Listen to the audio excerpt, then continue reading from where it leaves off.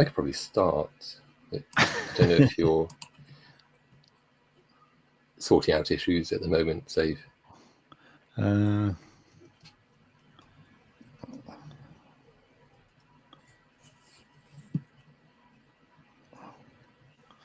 all seems fine. Okay, just give me a second. Okay, I'm just having a quick word and saying you're coming through on the YouTube, but you obviously can't hear me in your headphones. Has he got headphones on? Or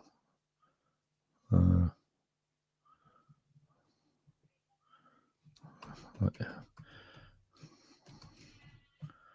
Okay, Hello. That's better. Right, can you hear me? Yeah, I can now. Sorry about that. Oh, that. okay. In StreamYard, it for some reason opted to use a completely different audio out than like everything else that's on the computer. Just that'll do it. Rather than just like the Windows, one that's currently in use. It's so yeah. Okay. Got there in the end. Yeah. Well, we're here. I'm not sure who's here, to be honest. It does say there's 5 watching, so yeah. So hello, 5 people.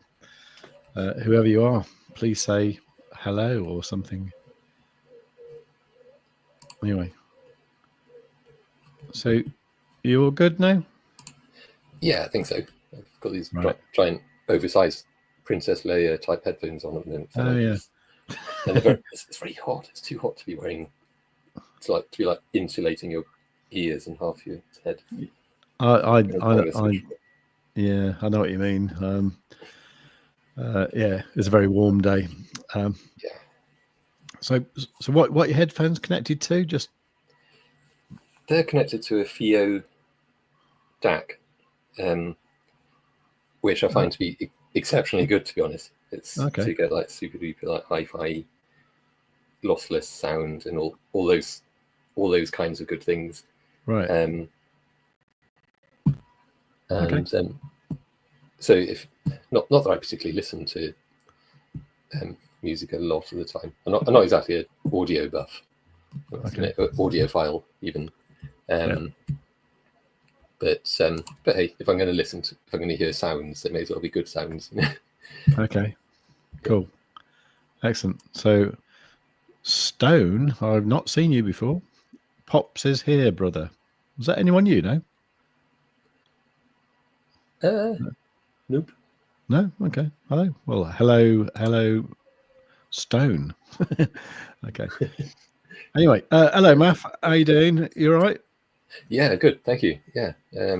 Thanks for having me on the show. I was going to say just having me on. Thanks for having me on the show. That's all right. It's a pleasure. Always a pleasure, mate. Okay. Should we ramble on for a few minutes, see if anyone turns up, or should we just get stuck into the meat and potatoes? We'd probably just, I don't know, really. I mean, in terms of rambling, bit of a scorcher today, definitely. I think Look, if we're going to talk about the weather, let's just get on with it, shall we? Yeah, true. If you're enjoying a nice cup of tea there, there's what people tune in for. Yeah, it's a very British thing to talk about the weather, isn't it? And yeah, it's true. But excellent. Okay, so I'll just give a quick explanation of what's going on. Right, so this is Math the Coder. Math is amazing. He's helped me with this indicator that you can see on the screen at the moment. Let me just show you. So basically, if I was to turn this off, right, it would look like that. So that would just be my chart. And with it on, you've got the opportunity to show these EMAs. By default, it's just the green 55 EMA and the yellow 21 EMA. And by choice, I'm also showing the cyan and the red ones, which is a 9 and 5 EMA. There is some extra little features you get, which we can probably talk about later, which I can't see on the chart at the moment. But there is an extra bit of shading you get when you see the green and yellow coming together, and when you see them coming together the other way around. One is bearish, one is bullish. So one means the price is going to go down, one means the price is going to go up.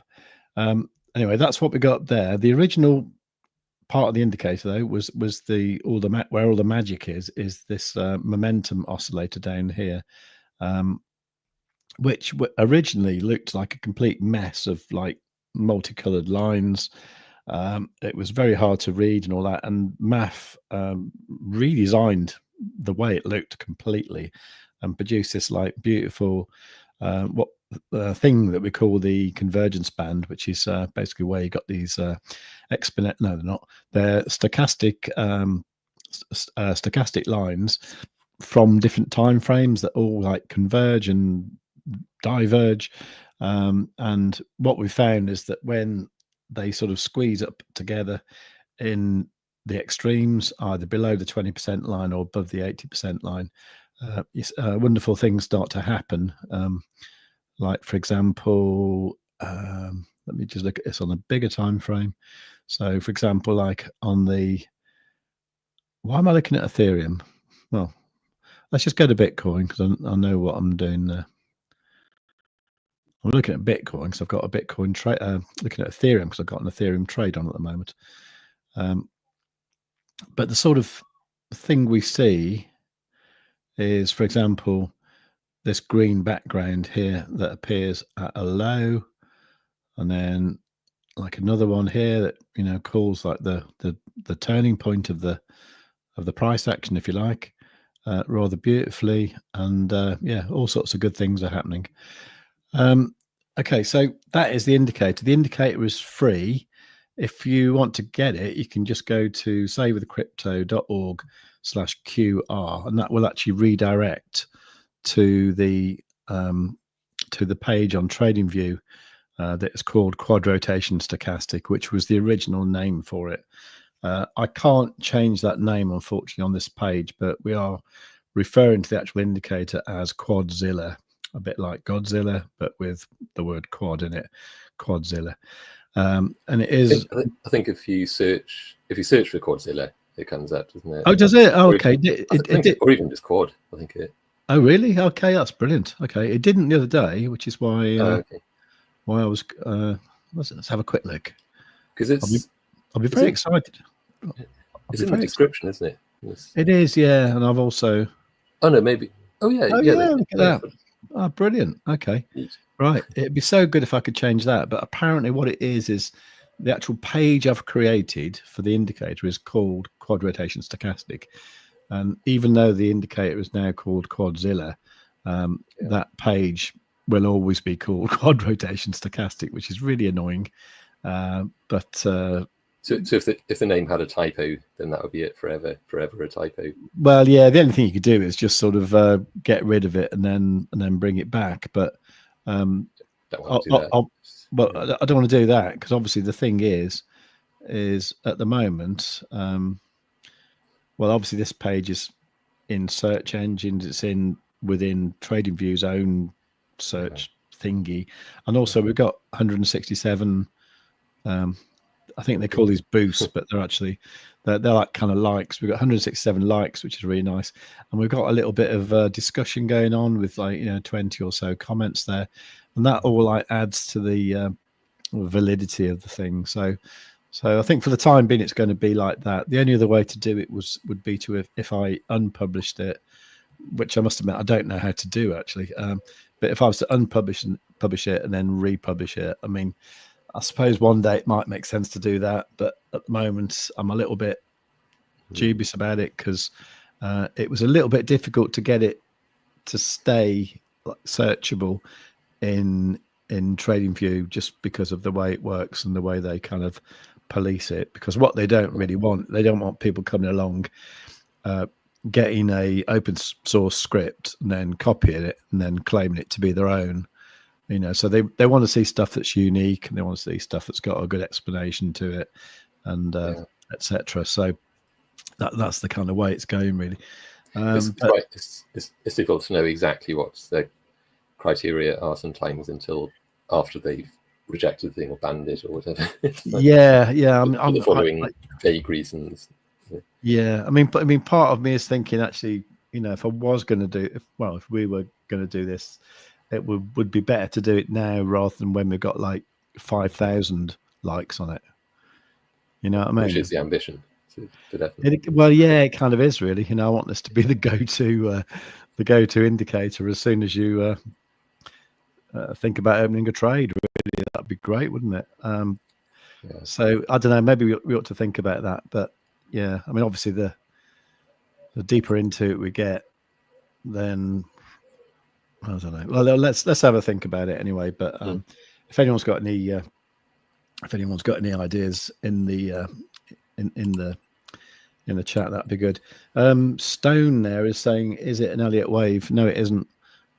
It's based on four stochastic oscillators, and it's looking for the convergence and divergence of those stochastics. So the bit in the panel, like the original thing, is stochastics. In the price chart above that is just the EMAs that show up there, but they're particularly kind of tuned in. They're attuned to the panel below that, so they actually work very, very well together. Yeah, as a sort of contrary view, I suppose. So like you sort of listen to the whatever advice that the oscillator itself is telling you, and then like sort of check the EMA trend lines, really, like do they agree at the moment? So that's kind of the idea. Yeah, I mean, in my mind, the way price moves is you've got like trend. So is it trending to the upside or the downside? Is it about to change direction? Is it generally how is it moving? So all that is shown in this kind of top pane here, which is what we're using these EMAs for, because they, well, for example, very, very basically, let's put this on the 1 hour. Actually, let's leave it on the 4 hour. But so very, very basically with these EMAs, in fact, when you load Quadzilla, you would be looking at it with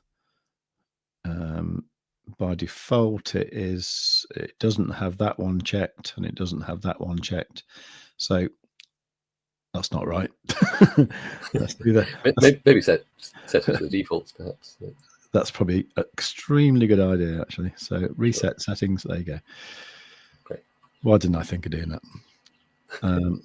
Okay, so by default it would look like that, and very, very simply, when the yellow crosses the green, when the yellow goes above the green, that's normally a very bullish sign, so the price goes up.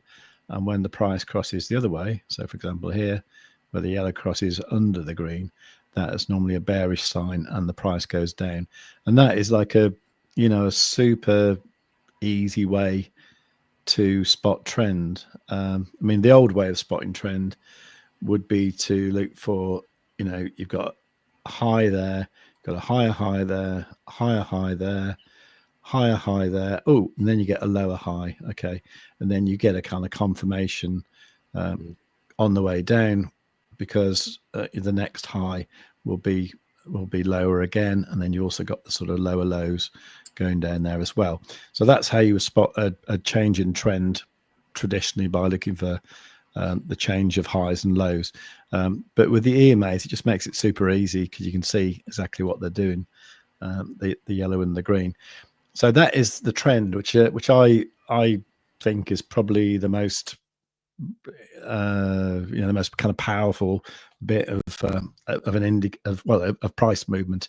And then you've got down here momentum, and this is literally like, if you were to launch a arrow or something, with a bow and arrow, and you point it up at like a 45-degree angle, and the up goes the arrow, and then after a while it loses momentum and it starts to come down, and then eventually it hits the floor again. And that's kind of what this is showing here. This is an oscillator, so it goes between 0 and 100. It can't go above 100, and it can't go below 0. So with this is here to kind of give you a clue about when, like for example here, like the buyers are running out of steam. So at this point, everyone's pretty much bought it who wants to buy it, and then that's it. People start selling off and the price comes down. And then you go down to here. Here the momentum is at a low here. At this point, the buyers step in, and then the price goes up, and it goes up and down like that. So it oscillates. So that is an oscillator. So this is trend, that is momentum. There is another part to the puzzle, which is volatility, but I always think about volatility because it's when everyone's excited about volatility. Everyone's excited about the price, like for example they were yesterday when we were getting like an all-time high, which is probably a good point to hand the screen over to you, Math, and sure. Yeah. you can tell me what you told me in the Telegram, which all sounds very, very exciting. Yeah. Sure, so, it's good segue, but by the way, it was almost like perfect, wasn't it? It's great. Oh yeah, until I said, like called it out. For anyone who didn't know, I did do a 2-hour stream this morning on the Stonksy indicator channel. I'm filling in for Dave over there, and it's a little bit weird actually, because I'm not used to. I mean, I know I'm talking to people, but I feel like I'm talking to myself, because there's like, the only feedback you get is like half a dozen people in the chat, and it's kind of weird because I'm always having to sort of, swap between the comments and the charts and carry on like that. It tends to be just like sometime later, doesn't it? Just the nature of it, I suppose. So then it's trying to figure out which comment was related to which. Yeah, there is that, because at one point I was talking about getting a monitor, like a bigger monitor, and then I went off and talked about something else, and then someone just came back saying 37s are good, and I was like, okay. What the hell are you talking about? Yeah. And I was like, oh yeah, you talk about monitors. Yeah. Mine's a 38-inch. Okay. Right. Yeah, I know. So, out of context, it could be like completely crazy. Anyway, but what I've found is it's actually fairly exhausting. Actually, just talking away for 2 hours, and you kind of feel like you can't just sort of like say nothing. I think I might have to learn to do that and just say, oh, let's watch this chart for a bit, and then just sort of do nothing, or something like that. Anyway, this is all very cool. Right, we got Armin Clark here. This is great. There's new names I haven't seen before saying toot toot. That's brilliant. I'm going to add you. I'm going to add you to the stage. Oh, hang on. I've got to remove myself first. Oh yeah. Right, remove me. Add you. There you go. And let's. Actually, I'm going to hide our little avatars just because we're going to. Yeah, sure. They're kind of like right on top of the interesting stuff. Really. So, okay, where to start? I think one thing. I guess we didn't quite hit an all-time high, did we? I think I just missed it by maybe a few dollars. It depends what exchange you look at. Bitcoin, isn't it? But just given the sort of giga-long, which I'll kind of talk about in just a second, that we're seeing, it's going to happen, isn't it? It's just going to break through pretty soon, maybe by the end of the week. If not, I think probably by the end of the week, unless we see a slightly crazy retracement for tomorrow, and it kind of struggles up or something. But it's looking pretty good. So the thing that I was talking about in Telegram just the other day, because I kind of noticed that, in fact, let's see, explain here first. So, what we tend to see here, because another feature of the indicator is that when you got the two EMAs, the 21 and the 55, so you yellow one is 21, so it's like faster moving, faster reacting to the price direction and so on. So if it's looking like those two lines are converging, then Quadzilla starts to paint the background sort of purple. Thought red was too negative for that, so just went purple, and it stands out a bit as well from if you happen to have red candles like on here. Similarly, if it's going the other way, if it's looking like it's going to converge and cross over the 55, then you get kind of a green background being drawn. So it gives you just a bit of a early-ish kind of early indication that that's kind of happening. So you can already kind of see that by what's happening in the price anyway, but this is really just sort of additional indication, like confirmation really, that the trend isn't done yet. Like, yeah, it started to move down, but if this crosses over, then it's likely going to continue on down even further. But I mean, usually that happens like that when it kind of continues by quite a way. As soon as you start seeing that starting to happen, that was a real price drop. In both these cases, you notice these also kind of lit up with a green background.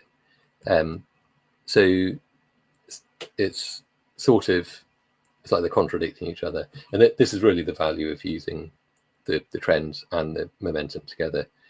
So, because you can sort of effectively play them off against each other a bit with that to get a clearer idea of what's going to happen. So usually what happens is that if that green background appears and the momentum oscillators are kind of like down here, and it is looking like things are getting a bit oversold. They're going to turn. I think they're going to kind of move their way back up. And in fact, sure enough, that is what ends up happening. But this came up maybe a little bit early. If I just go back to this one for a sec, just to focus on one of them for now. But there's a key difference between the two, which I'll go over if we remember. So yeah, pretty much the point where the 21 is crossing down under the 55, this appears. It's like, hang on, but which one is right? Are we should we be going long here? Like, are we at the bottom of the price move, or is it just going to keep on going? Because they're telling different things. Mm-hmm. Obviously what this is doing is just reacting to what the chart is telling it, and similarly with this, just in slightly different ways. So what is notable here is that if this appears, if the green background appears suggesting like, hey, it's time to go long maybe, and this is appearing saying, the price is going to carry on going down pretty likely, it's pointing to a delayed reaction. So in virtually in fact in every case that I've checked so far, and this is on the 1 hour, by the way, it seems to happen mostly on the 1 hour, I think. Okay. Then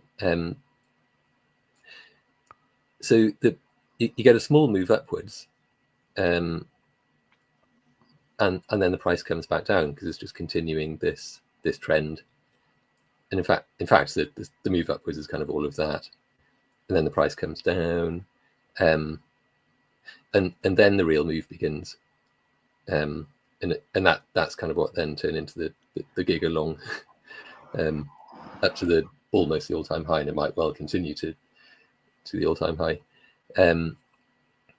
So what you can effectively do is notice that you might scalp that particular long. It's a minor price move, but keep the stop loss very, very tight on that, because you're very, very much expecting a reversal. That might have been it, but it's still grinding its way up. Then the real reversal happens there. At that point, once it's come back down below that initial sort of entry point. That's the place to set an entry, set a limit order on that. So the price is down here. You kind of know it's going to, or you fully expect, based on that pattern, that it's going to start to come back up. So you set your long. Ideally, once this has dropped down below, so you kind of, I think the fees would be a bit cheaper as well if you set it while that's coming down. So I guess that works, doesn't it? You're kind of betting against the current price direction. Yeah. So you set up your limit order, and then when the price comes back up, obviously that's going to trigger, and off it goes. So that one worked pretty well. I think the angle of the trend there is fairly shallow, so therefore the whole price move for that to happen played out over a fair number of candles, fair number of bars along there. This one, the angle was steeper. Certainly for the 21 is a lot steeper. The price is like really coming down on that, and in fact there, the 55 does come down pretty steeply as well compared to that one. So yeah, the same thing happens, but it happens a lot quicker. So you get the crossover slightly after that. In fact, on this one, it was also slightly after. Same thing. So that crosses over. The background lights up green. So you're thinking like, oh, hang on, which is right? It's that it's that pattern again. So I gave it a name because I thought it'd be kind of a cool thing to. It's a retracement pattern, Quadzilla retracement pattern. Okay.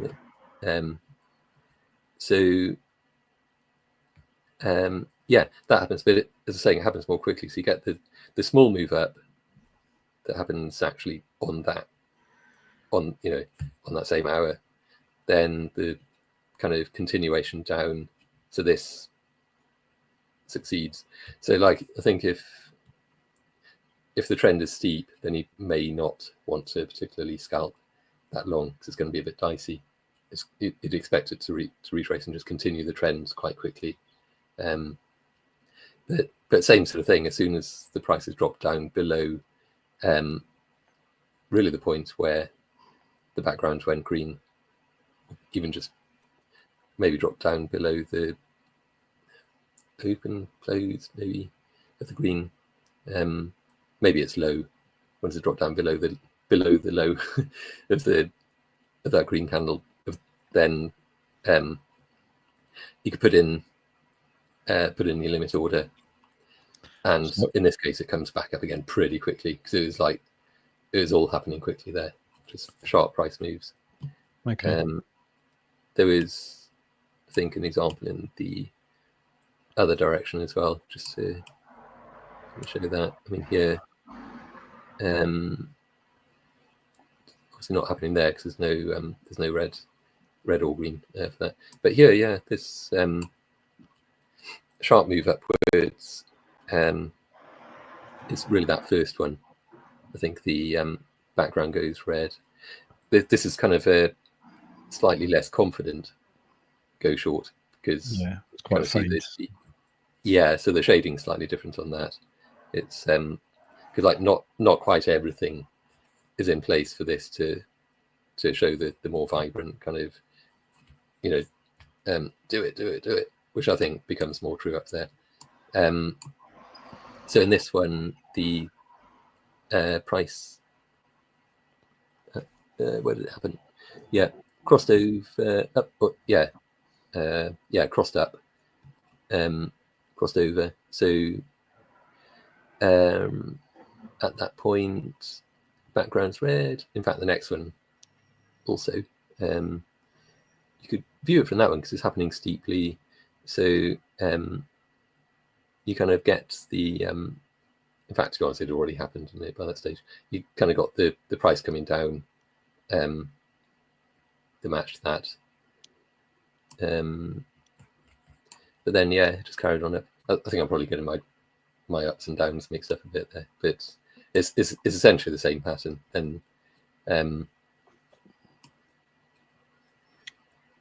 actually, yeah, it is the same thing. I may have invalidated my own thesis there by going through that, but it's essentially the same. You know, you could use it to kind of steer slightly, or steer your ultimate decision about what to do.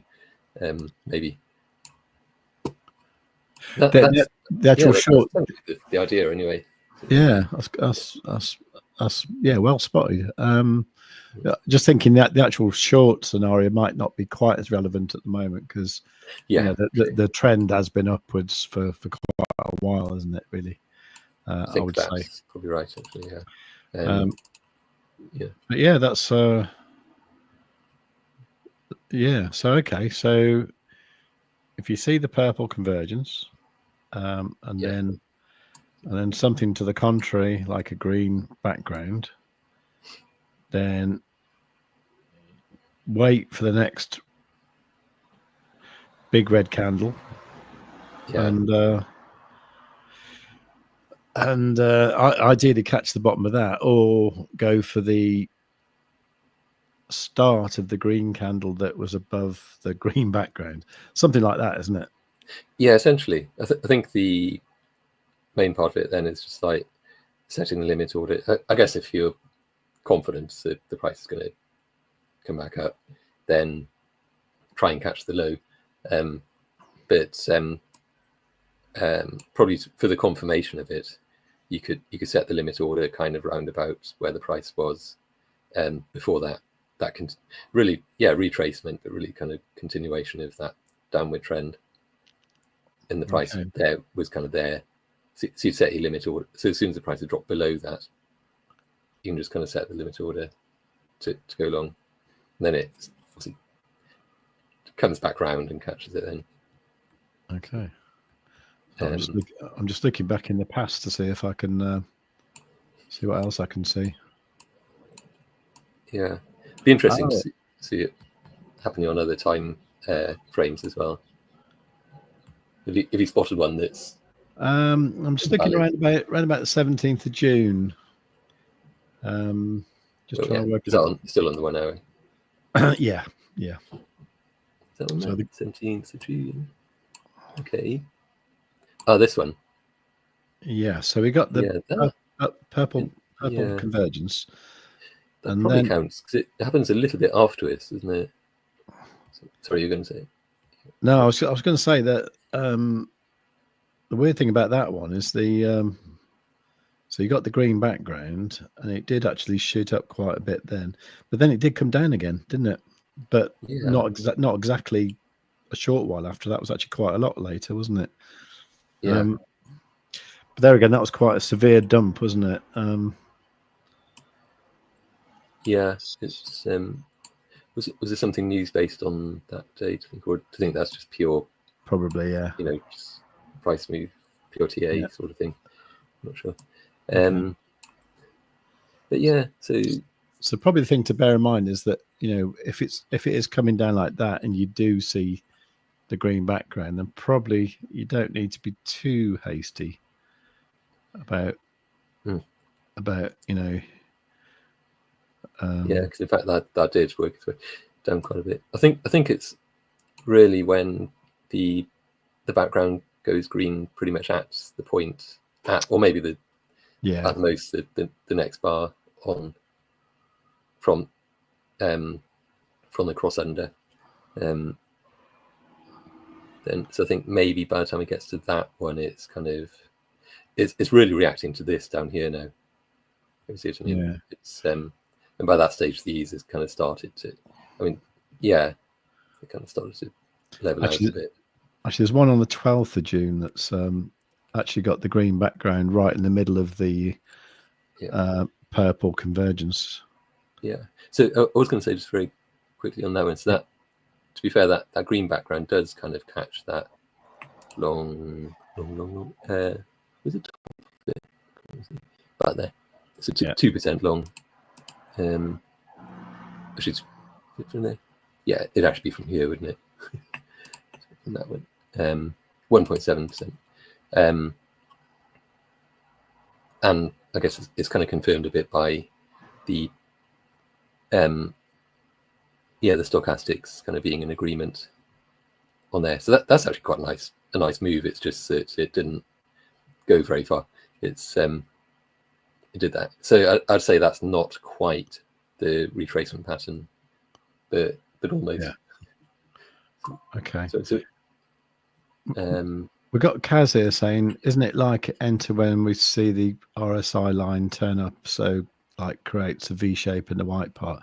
It isn't an RSI, by the way, but so isn't it like enter when we see the probably is. I wonder if I should bring in an RSI. I'm sure I've got one. Oh, okay. The RSI. Just curious, really, to see. Yeah, for sure. Because obviously, I guess RSI is still kind of momentum, isn't it? Yeah, I think so. Yeah. So, where were we looking? So I guess like that. I mean, that was a slightly invalid one because it appears it's more, as I was saying, it's more reacting to that bit afterwards. And that, right. So I guess if we go back to these, this one,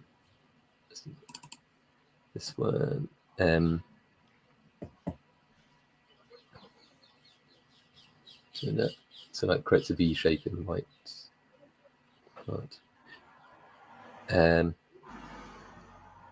Is that the quad RSI? Oh, okay. Yeah, sure. So the actually, yeah, quad rotation stochastic indicator. I get that. Quad RSI. I'm glad you clarified that because I was thinking. Oh, I see. Yeah. Oh, right. Okay. Oh, yeah. And I think, like, I can't see it. Like staring into the headlights. Yeah. Oh, that's yeah. So I'll put in that. Yeah. Oh, just for information, RSI normally stands for relative strength index. So that is that's what was confusing us. Yeah. Okay. So, but yeah, I think it's probably worth describing that a little bit if anyone's if it's the first time anyone's kind of seeing the indicator itself. So we've got the red. Is it over here? Can't remember. Yeah, the red is the stochastic one, which is, it says that just the fastest, most reactive to the price movements. What's currently not being displayed is 2, 3, and 4. So they're steadily kind of longer term and slower reacting. But what is being shown is the white, which is a weighted average of 1, 2, 3, and 4, with the most emphasis on 4. So it's like progressively more emphasis on those. So, and because there's a bit of red in there, it means that the they in this convergence band, it kind of wants to come together. So that's why it tends to converge. If you see what I mean. But yeah, so but essentially the white is a weighted average of the other ones. So I don't know if that really answered the question at all, but maybe just to explain why that's kind of happening, why there's a upper and a lower. So I think maybe a couple of people in the Save with Crypto Telegram group do actually switch off the background, don't they? It's sacrilege, but I can kind of see why. Do they? Yeah. How dare they? Splitters. Gratitude, isn't it? All the bloody work we do. Yeah. Yeah, exactly. Spent ages on that gradient. Not really. So yeah, so essentially, I can see why, because it kind of it becomes a bit clearer about what's doing what. So you actually get the fast reacting red stochastic. Oh, okay. And then the average is obviously the slower reacting one. So like this kind of thing, that green background showed up, yeah, because they do that kind of V shape, as you were saying.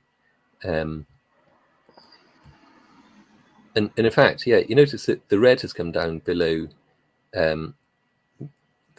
that's the 20, isn't it, into oversold. The white didn't, because that's obviously just the kind of rolling average. It's just the average on each bar of all four. So I think it wants, for the green bar to appear, it has like three of the lines need to come down below there, but they're not displayed, so that's why you can't see it. Is it worth showing those just to illustrate? Where are these? Yeah, so if I'll just put them in. I'll temporarily just hide the average. Maybe so just so you can see what's going on. So I see what's going on. So, oh my god! Electric spaghetti. Just general chaos. Yeah. This is how the indicator did look before math got hold of it. It's true. I mean, it's very pretty. I'll give it that. It's it looks pretty cool, I think. But yeah, in terms of like trying to figure out what's going on, it's a bit tricky. But essentially, three of them came down below the 20 into oversold. The slower reacting green stochastic didn't make it down below there, but it only needs three of them to show up, and then the green background shows it. If all three are below there, are in oversold, and they're all starting to curve round, showing signs that the price is going to reverse and it's going to start working its way up, which kind of does there. Then you get the green background. But obviously showing the average, that's kind of why, because the average doesn't come down below that. That's essentially the thing. Just something to keep in mind. I'm going to put the fill back on because I like it. That's better. Yeah. Okay. What else have we got? Any other? Oh, it's when the red line. So, as you were saying, it's when the red line turns up again, enter then. Pretty much. I think the red is probably, because it's the fastest to react. It may not necessarily be the one that you'd want to kind of base that on. So it's like when the average reacts, when the white reacts and comes around, then that's a good confirmation. And it's something that we've chatted about in these live streams before, is that when you get kind of an air gap between the oversolds and the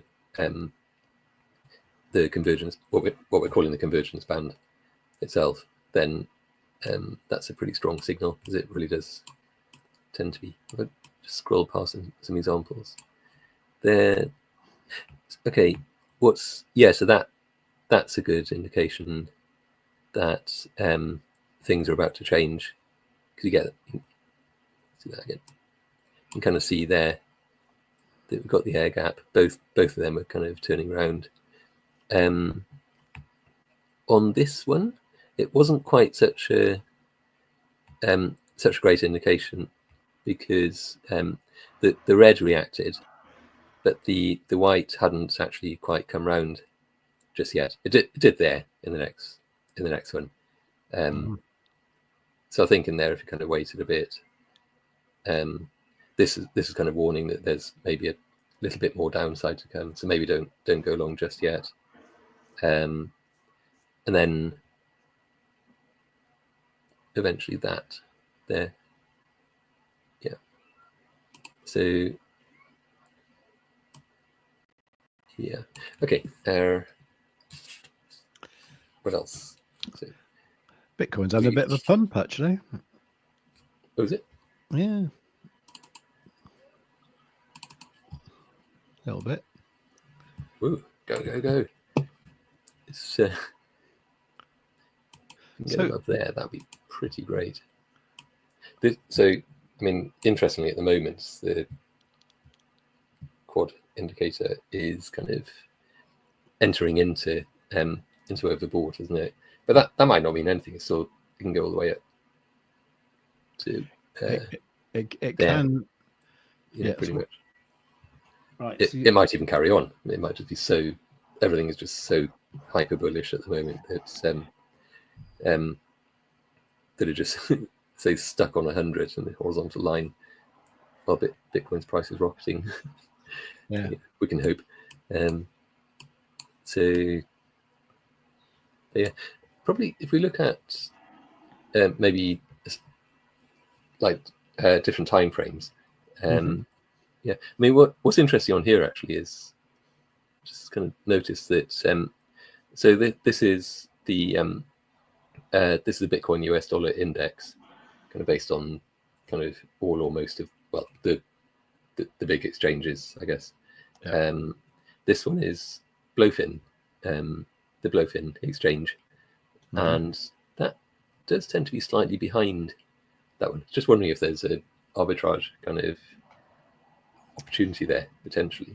Oh, so I don't know if it always happens that one kind of follows it. It's going to work its way up to that, or if it's just slightly less trading volume on there, so it doesn't quite react.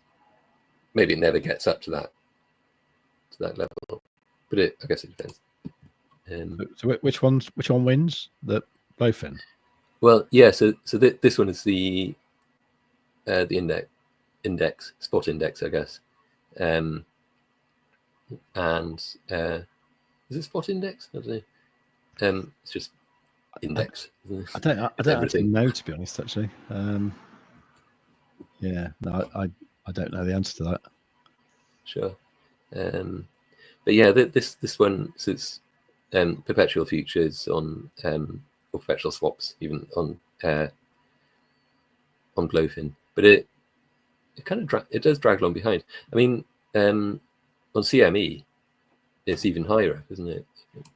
So it's like if you like, the exchanges might be chasing the CME price. Blofin's kind of chasing the index price. So like if you miss the arbitrage on those two, you're going to get on there. Maybe. Yeah, I only just really thought about that, but it sort of feel like maybe that's probably one to check out at some point. See if that's true. See if it's actually true or not. Yeah. That's still going, isn't it? Oh my gosh. Yeah. I was rambling over this kind of moment of excitement. No, it's all good. What do we need to get to an all-time high? I expect it's really not far off, is it? Because I think it's like 112, isn't it? Yeah. So we're literally like $150 off an all-time high. Oh, that'd be good to have it live on stream. That would be nice, wouldn't it? I mean, so 112.045 was its high just there, not so long ago. I think if it breaks above that high, it's just going to smash through, isn't it?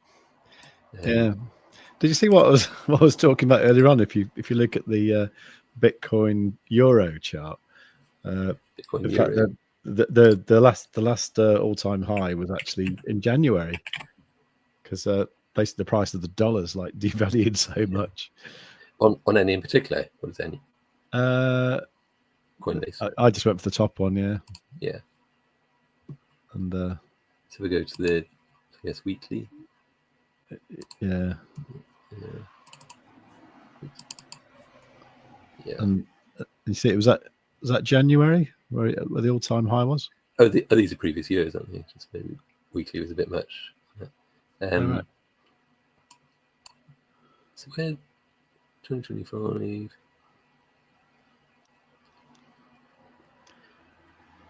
I think I was I think I was looking on it was that, wasn't it? So in euros, 105,951. So when was that? Yeah, 20th of January. It's funny, isn't it? Because that was when all the tariff stuff started, wasn't it? I think. Yeah. And obviously since then the price of the dollar's just gone right down compared to the euro. So that was the all-time high in euros. But yeah. And it's interesting that one is also a bearish candle, isn't it? I guess wicked up something rotten and then just all downhill. Yeah. I guess we decided that was a shooting star, didn't we? I think. I think we did. Yeah. So yeah, that is kind of interesting. And even that one, you can see it kind of working its way up to that fairly soon. It's probably kind of wonder if that's going to be a bit of resistance just there. It might bounce off that a couple of times and then through. Be interesting to see if it's doing kind of underneath bounce. I guess in fact, where I happened to. I drew it in because of that wick, but it bounced off there, so coming up for a second attempt to get through. So maybe second or third. Yeah. Cool. Lee. Hello, Lee. Hope it went well at the dentist. I think July will turn bearish. You miserable. Oh, hey, there we go. We've got a new all-time high. Look, there's an old. If you put that back on muting because this is an aeroplane flying overhead and the windows are wide open. So, we have a new all-time high. Oh, do we? How cool is that? Brilliant. There you go. Live stream, and we missed it. I feel like it should be some sort of fanfare or something, you know. Oh, do you have your guitar there? Oh, I do. Yeah, not sure what I could do really. Just probably, I don't know. Inspired to compose a new song. Maybe. There you go. Is that it? That's it. I mean, the US Open got more than that. I know. It's a new all-time high. Oh, getting loads of notifications about Bitcoin just broke 112. Brilliant. That's very cool. That's very cool. And like a fool earlier on, I went long on Ethereum. Oh, that's all right, actually. No, that's all right. That's in profit. There's Ethereum doing. It's a bit behind. Okay. If you don't mind saying, what price did you go long at? What's your entry? Pretty much where it is now. It was 27.88. So yeah. Was it all the way over there when he did it? It was this morning sometime. So it was. I'm sorry. I'm on the weekly, aren't I? It was this morning. My thinking was that because I was preparing stuff for the I was preparing stuff for the Stonksy indicator channel. So I thought I better use Stonksy. So I had Stonksy on the 6 minute. And I was looking for a green background now, and I got one on Bitcoin, but I thought it's so close to all-time high. Maybe I'll go for Ethereum instead, thinking it would follow, and it didn't. It kind of lagged behind quite a bit, but we'll see what happens. Okay. Yeah. Well, that's brilliant. There you go. History. My first ever live stream with an all-time high. That's brilliant. Right. What's the date? 10th of July. Awesome. It's great to have you here with me. That's brilliant. Thank you. Yeah, I'm glad to be a part of that. Excellent. Right. So glad to hear your new song that you composed in celebration. I'll think of something. I'm actually a bass player really, but I quite like having a guitar lying around I can just pick it up when I'm bored and have a quick twang around, you know. Yeah. Sometimes it stops me. Have a ukulele somewhere. Oh, okay. I haven't played it for like a year and a half maybe, so I'd be very rusty. I think the strings would be rusty as well. But yeah, maybe we can do a live duet at some point. That'd be it. Actually, I've tried that doing it online. It really doesn't work because even just a slight delay just makes it impossible, you know. It's very weird.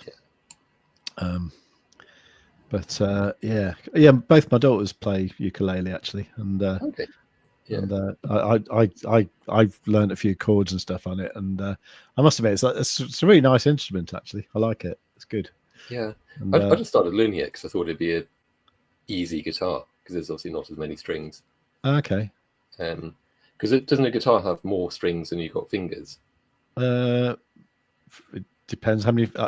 Well, I've got 10 fingers and it's got 6 strings. But well, on one hand, I would say on one hand I've only got 5 fingers. Yeah, so yeah, it's not quite how it works though, is it really? What the thing is with ukulele though is lots of chords are like really easy, like G and C. They're all quite easy, but things like E is like you need about 6 fingers to play an E chord, don't you? I think.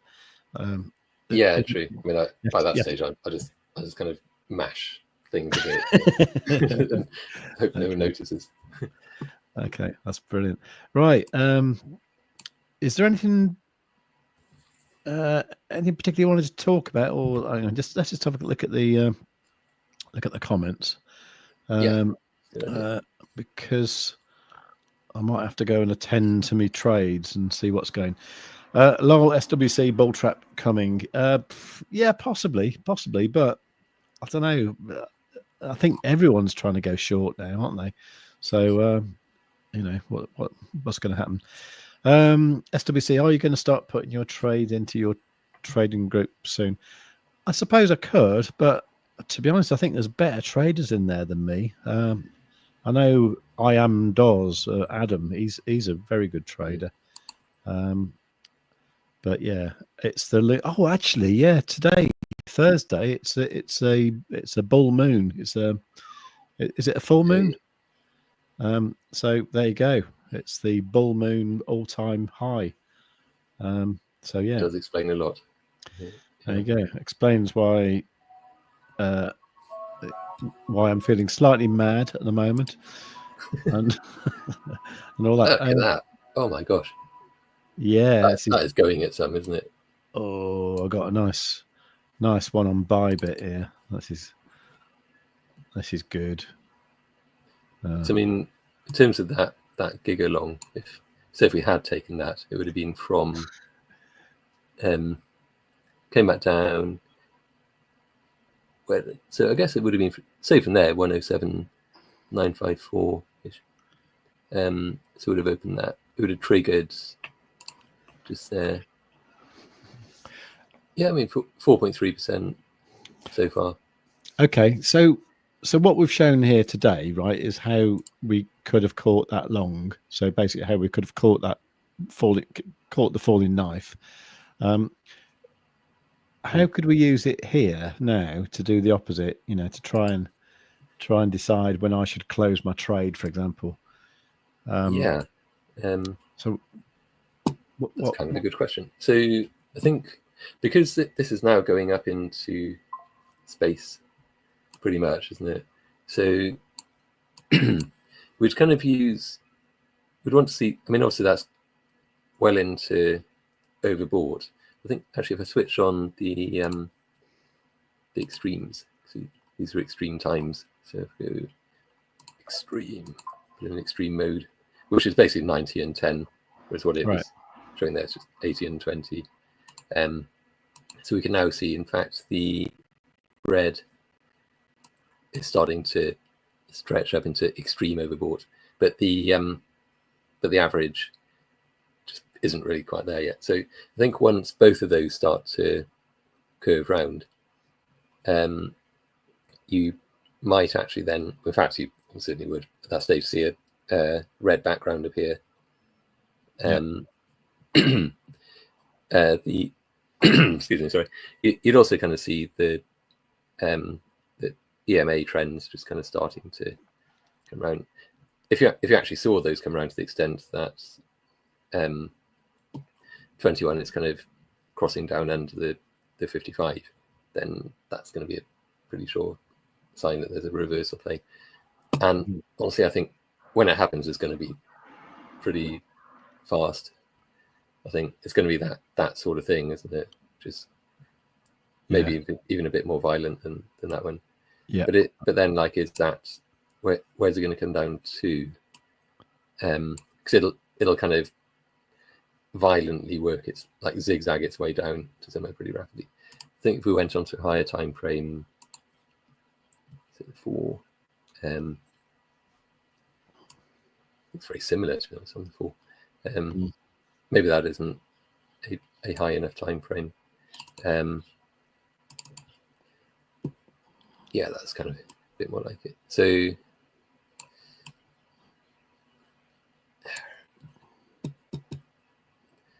I think part of the thing now is that because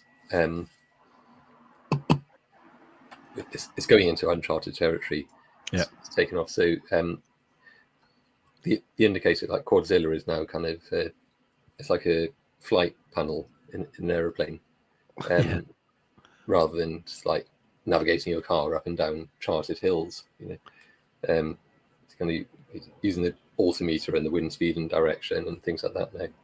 So its use does change slightly, but I think it can be used for this. Like here, on the 4 hour, it caught like there. It's kind of saying like, kind of careful now. Things are starting to turn. You'd offset that against the fact that the trend is still kind of working its way upwards. The third one of those is kind of still that. The second one of those is kind of still that. By the time you get to the third, that's come around a bit. This is really curving down by that stage, so it's kind of like, okay, this is really saying price is going to come down somewhat now, and it does. Kind of third time's the charm on that one, I think. But that first one by itself, I think, wouldn't be enough to warrant like betting against the trend at that point. Kind of saying that in a second. So I think unless it is like a sudden violent rip roaring back down again, i.e. market manipulation, then it's going to be something along these lines, I think. But again, also if that's happening, like that is gradually coming round, that's going to be strongly suggestive that it's going to be a lot more upside. Yeah, it is also worth to demonstrate what the indicator does. If you pop that onto the 1 minute right now, you'll see what happens.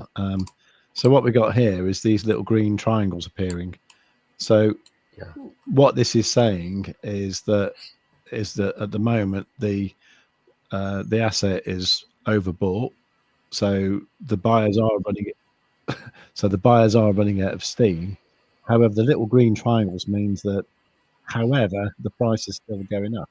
So you won't actually see it properly come back down until those green triangles stop appearing.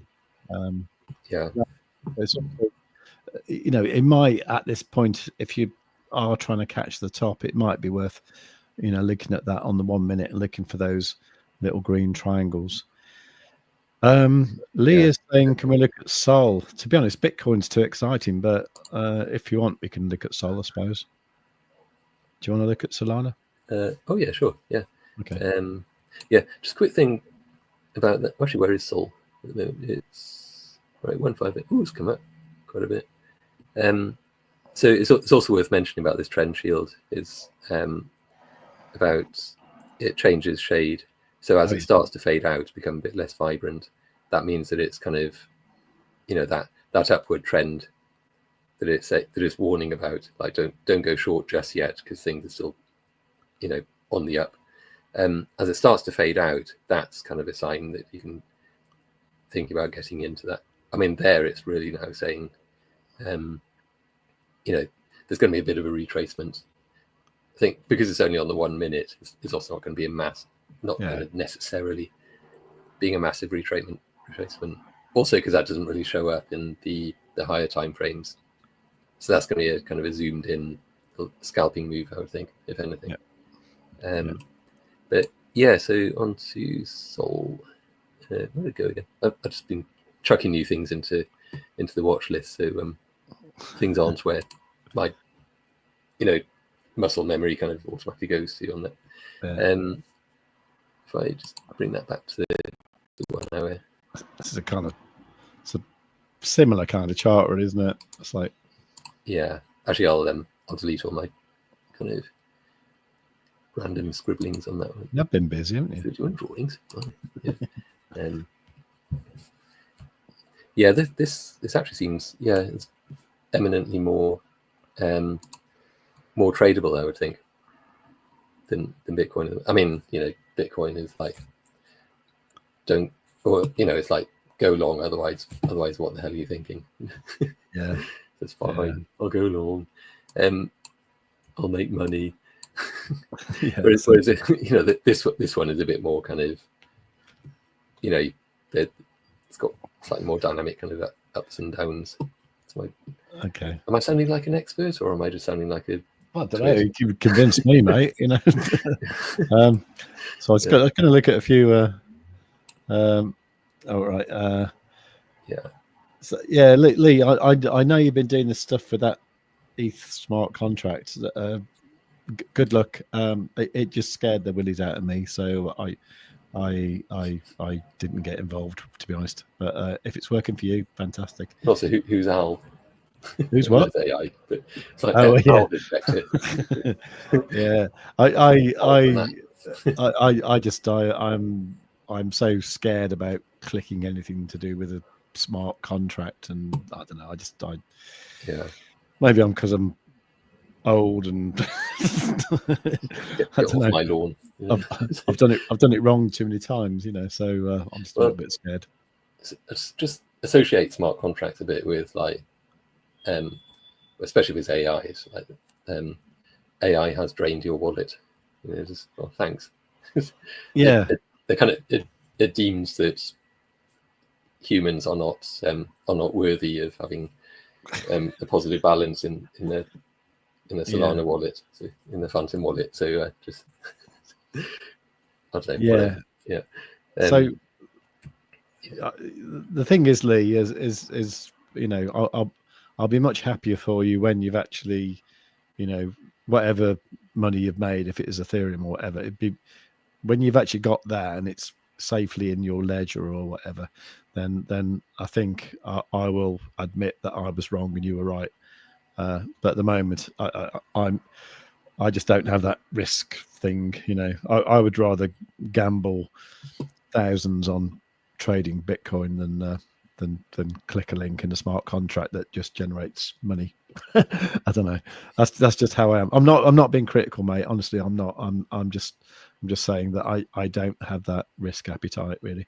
I really don't like them things like phantom wallets and stuff anyway, because I know how easy it is to like hack a browser, and compromise a browser. So I always think things that are like browser extensions can, probably easily be changed and stuff. So I'm just a little bit wary, really. Cool. Kaz, didn't notice the fade out. Yeah, the fade out part is newish. It was newish like a week or so ago. So that was down to math, of course, and he did a brilliant job with that. And it's kind of subtle, but once you see it, you can't unsee it, and it's just great. It's brilliant. Yeah, I think that there's a video, maybe one of the previous live streams, where we talked about that, didn't we? About kind of the criteria for the fading.